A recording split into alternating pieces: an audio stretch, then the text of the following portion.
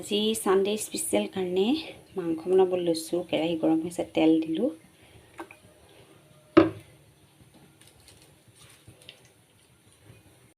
আৰু ইয়াত দি দিম মই তেজপাত। তেজপাত সদায় তেলত দিওঁ যাতে ফ্লেভাৰটো পূৰা ধুনীয়াকৈ ওলাই যায়। আৰু লগতে দিম গৰম মছলা আধা চামুচ। মই গৰম মছলাখিনি পিচি ল'লোঁ আৰু এতিয়া দি দিম পিঁয়াজ।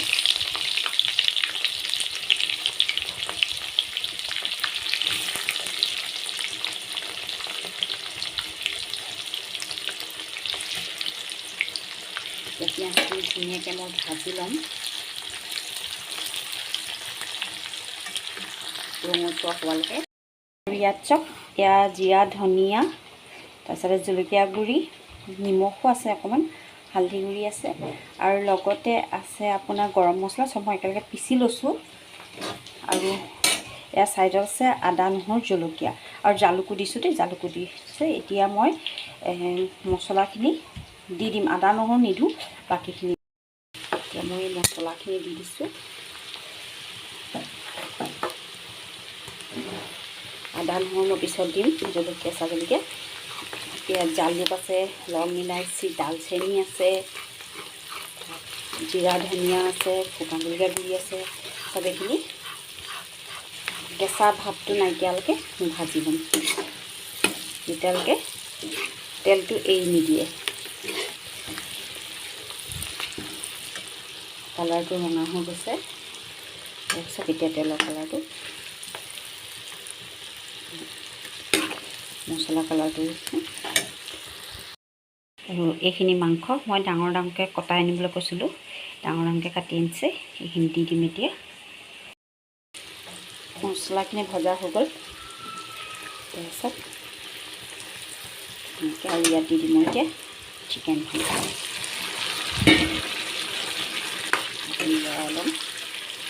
অলপ ভাজি ল'ম মই মাংসখিনি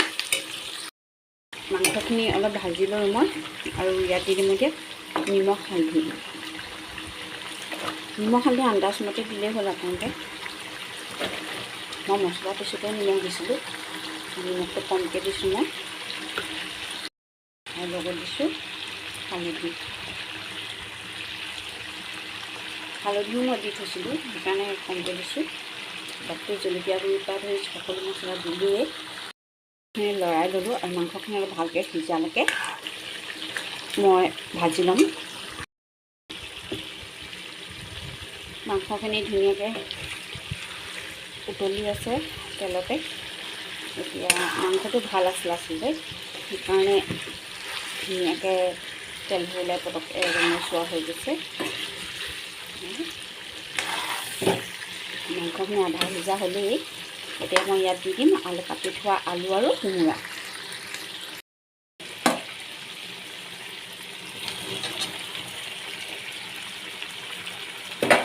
আৰু এইখিনি ধুনীয়াকৈ মই লৰাই ল'ম। আৰু এতিয়া মাংসখিনি মই ঢাকি দিম 5-10 মিনিটৰ কাৰণে সিজিবৰ কাৰণে।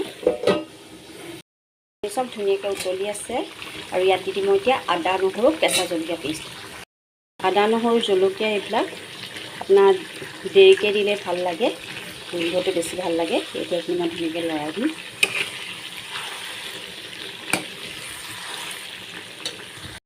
চব কালাৰটো ইমান ধুনীয়া হৈছে। এতিয়া ইয়াত মই দি দিম পানী, মাংসখিনি সিজিবৰ কাৰণে পানী দি দিম মই।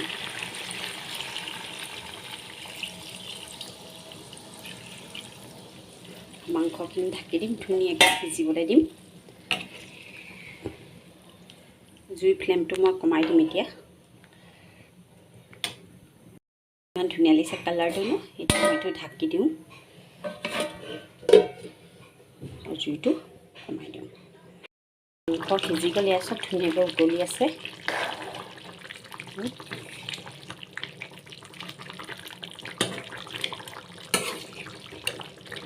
পানীখিনি আৰু অকণমান শুকাওক। এবাৰ খুলি পেলাই মই জুইৰ ফ্লেমটো বঢ়াই দিছোঁ, কিয়নো মাংস সিজিলে, আলু সিজিলে, কোমোৰাও সিজি গ'ল। সেইকাৰণে এতিয়া পানীখিনি অকণমান শুকাব দিছোঁ। এতিয়া মই গেছটো অফ কৰি দিম, কাৰণ এইকণ জোল লাগিবই।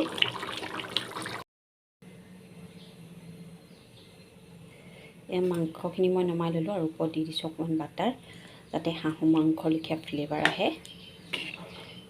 খাবলৈতো টেষ্টি হ'বই, কিন্তু বাটাৰকণ দিলে হাঁহৰ মাংস লেখীয়া তেলীয়া হৈ যাব। সেয়া হৈ গ'ল আৰু ৰেডি।